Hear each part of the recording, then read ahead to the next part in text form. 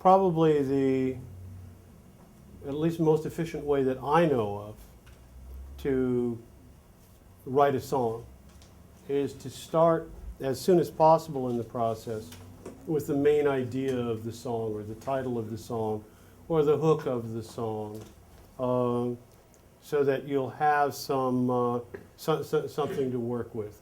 A title will give you, every time you start with a title, it will give you three things.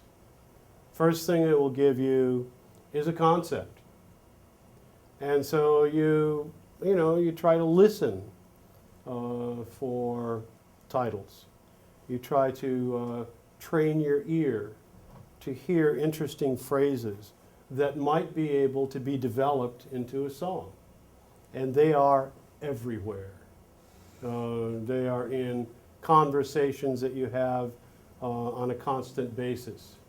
On a constant basis.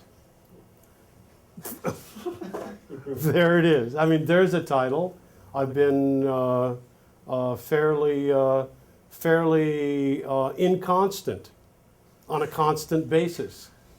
But now that I've met you, I've vowed to become more constant on a constant basis. Okay, so all right, fine. Anyway, but there might be something there. There might be something, and so note that the first thing I did when I was sort of sniffing at it to see what might happen is how it might develop, how I might move it forward. One of the interesting things about on a constant basis, that phrase, is that it's incredibly flexible. It's flexible in two ways. Number one, it has no tense. It isn't present, it isn't past, it isn't future. It has no tense because it has no verb. And the carriers of tense are always verbs.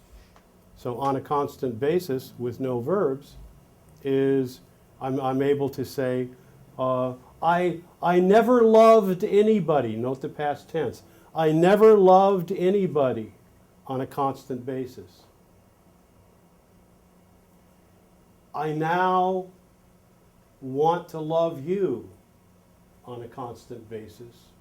And if you agree, I will always, future tense, I will always love you on a constant basis. So that it is tense neutral because it has no verb. Even if it had a verb and you simply put an ing after it, living on a constant basis. There I was, living on a constant basis. Here I am, living on a constant basis. I will always be living on a constant basis. So that the ing form of the verb is also tense neutral, as is the infinitive form of the verb, the to form of the verb.